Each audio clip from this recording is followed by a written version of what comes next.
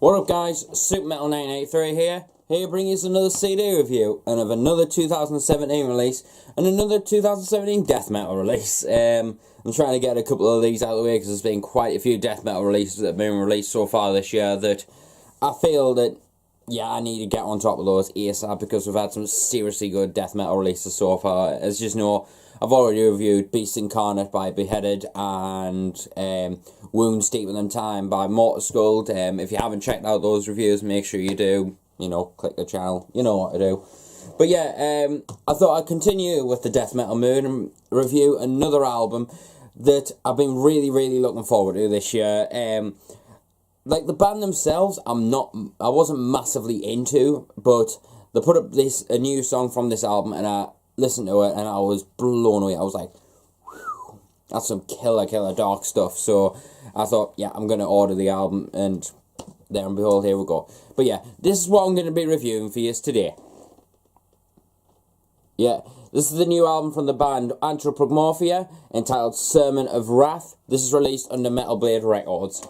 Now, lots of you may not be familiar with Antropomorphia. They are a four-piece death metal band from the US, and they play a very dark, sinister, very as if blackened kind of sound to them, of death metal basically, kind of along the lines of Deicide. If you're into Deicide and you love that like hellish kind of dark evil sense of death metal that takes the essence of evil satanic vibes, then this is definitely for you. This is a killer album. But yeah, Antropomorphia, they've got a total of 4 full-length albums out. I myself have only listened to one of their albums prior to this album, and it was their second album, I believe, and I believe their first album on Metal Blade Records. Could be wrong on that. But anyway, that album I was mighty impressed with. I actually checked it out after I heard the first single off this album, which was the title track, Sermon of Wrath. And I really enjoyed that track, and I was listening to it loads and loads. I listened to it about 15 times before I took it off my iPod to put the full album on. But anyway,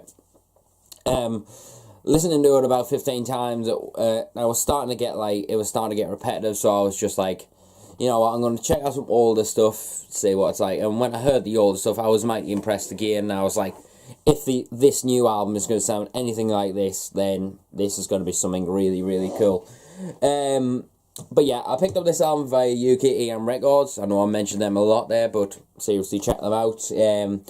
But I picked this album from there because I knew straight away HMV wasn't going to have it, because there's been quite a few Metal Blade releases I've been looking for and never actually picked up because no way had it. But yeah, now that I'm relying on online more, so anyway, let's get to the album. This album, as I said, if you're into that Deicide kind of hellish death metal, then this is definitely for you. It's definitely got that dark, sinister kind of blackened kind of feel. It's not along the lines of blackened death metal, but it really has that atmosphere and that vibe throughout the entire course of the album. It's quite evil sounding, not quite, it's very evil sounding. It's very dark and sinister. From track 1 to track, was it 11? Yeah, track 11, from 1 to track 11, it's just simply devastation of the darkest, sinister kind you can think of. It's got a very meaty vibe going throughout the entire album. The production is very full and very thick sound, and that's what I love to hear when it comes to death metal, and I know loads of you out there will agree with me. When it comes to death metal, it has to be punchy, it has to be gritty and nasty sounding, or else it's not really proper death metal, really, is it? But anyway, this album, excellent stuff. From the first track, Sermon of Wrath, which was the first single release, I was very impressed straight away, so hearing that track again was obviously good. But then as I listened to the course of the album and listening to it that bit more, the first time I listened to it, I was like, I don't know if I wasn't in the zone to listen to it or whatnot, but I just didn't feel the rest of the album as much, personally. I don't know why that was, but having said that, as I've listened to it all the more, it is growing to become an absolute masterpiece of an album, in my opinion.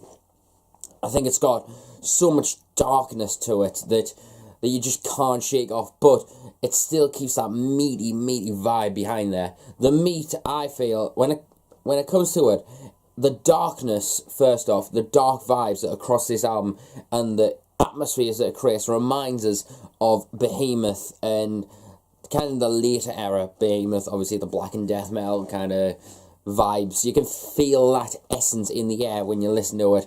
When it slows down to those crunchy, meaty sections, that just creates this atmosphere of with like not exactly clean guitars. It's like a clean distorted guitar kind of sound going on.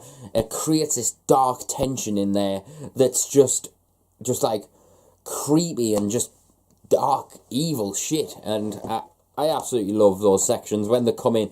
It breaks up the album so fucking well when there's sections in between songs that just slow down and then but still have the open sections of the guitars, you know, where it just hits a open note and there's still that clean, like slightly distorted guitar going over the top. Oh, it's so creepy. Having said that though, the death metal vibes on this album really remind me of Body Farm, and as you know, I love Body Farm, and if I'm not mistaken, what's it called again? The Coming Scourge, yeah. It really reminds us of that album, and I absolutely love that album. Everyone knows that, but that's the kind of vibes that I get off. I've got that same kind of vibe that I felt when I first heard that. And yes, I said before that maybe I wasn't too clicking with it, and I feel like I wasn't just clicking for it, or I wasn't really in the zone, you could say. But, oh, 1 second. Yeah. Oh, iTunes. Fuck off.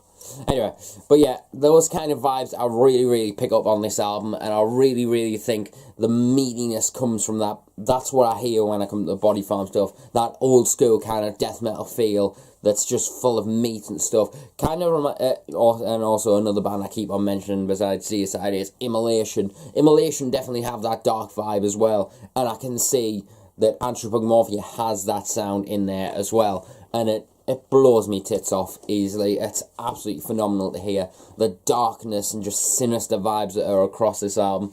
And it's definitely, I think, going to be one of another, I said this in the Mortal Skull album review, not so much the Beheaded one, because Beheaded is starting to get quite known and quite respected, but Mortal Skull's new album, and I think Antropomorphia's new album is going to be one of those albums that's definitely going to be overlooked in 2017. And if you're into that dark, sinister death metal that's got a real heavy, gritty vibe for it, but has a definite darkness in there that definitely creeps you out and whatnot, then this is definitely for you. And I might as well say I absolutely love that artwork, not because it's tits, but everyone loves tits, you know.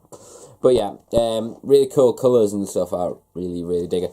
Anyway, I'm just going to take a quick drink. Got blackcurrant this time. Changing it up a bit. Anyway, but bass work as well. Drums. Very fast paced, but still chunky and just pounding sound coming from those drums, and it's absolutely phenomenal. The bass work, very audible. It's cutting through the mix just right, but like it's full of that boomy intenseness behind that bass tone that really makes the album just pop and sound absolutely huge and just pummeling. If you ask me, it's not like clicky and cuts through the mix. It's just nice and warm sounding and just filled with meat and boominess, and that's what I absolutely love about that. The riffs, as I said, were really dark, sinister, especially when, and my favourite part definitely on this album is when it slows down a little bit and there's some like slightly distorted clean tones going over the top, and it creates this just dark atmosphere, and it's just black, just sheer blackness. I absolutely love it. Vocal wise, definitely a Glenn Benton-esque in those vocals, if you ask me. I can see a bit of influence in there. A very low sound and just gargly and just powerful, just evil essence behind those low vocals that just sound so commanding and dark and satanic as fuck, and I absolutely love it. And you can just feel the evil essence coming out of the voice and going into your head, and one day you might get possessed, as the April and Wayne show once said about dark, like satanic stuff in metal. If people remember that, leave a comment if you remember that video, because that was actually fucking hilarious. But anyway, but there is one thing that I didn't at all expect from this album, and it's on the track, which one? I think it was the track, Crown of the Dead. Crown of the Dead, the 5th track. The clean's coming in. I really didn't suspect that, but it adds this certain dark, black and like beauty to it, in essence, that you just didn't expect. And I was just sitting there and I was listening away to the album like earlier, and I remembered about the clean part, but I couldn't remember when it came up. And I was listening away, and I was listening, and then that section came up, and I was like, this is in some dark death metal. What? And it was just like, yeah, that was a great choice.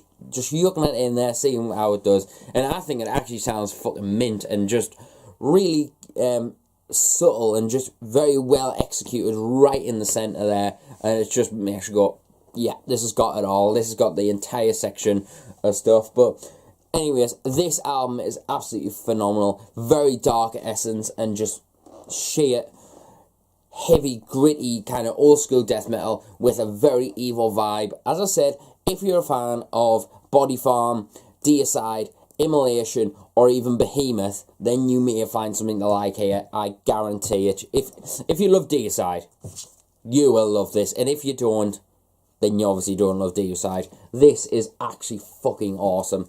And definitely something, as I said, that's going to be overlooked and I think underappreciated in 2017. And I'll probably end up saying that a lot as the year goes by. But make sure you check out this album. Very dark, very sinister, and just downright dirty death metal, and done very well. It says on the front here, I don't know if you can read, but it says satanic death metal of incredible sublimity. That is a perfect description, and 8.5 out of 10 on there. In fact, yeah, it says 8.5 out of 10 from Rock Tribune. Yeah, they give it an 8.5 out of 10. You know what? I'm going to do the same. This is an 8.5 out of 10. And definitely, I think something that's going to crawl up the top albums list the more I listen to it. It started quite low, in all honesty, off the first listen. But the more times I'm like, yeah, it's getting better. Yeah, it's getting better.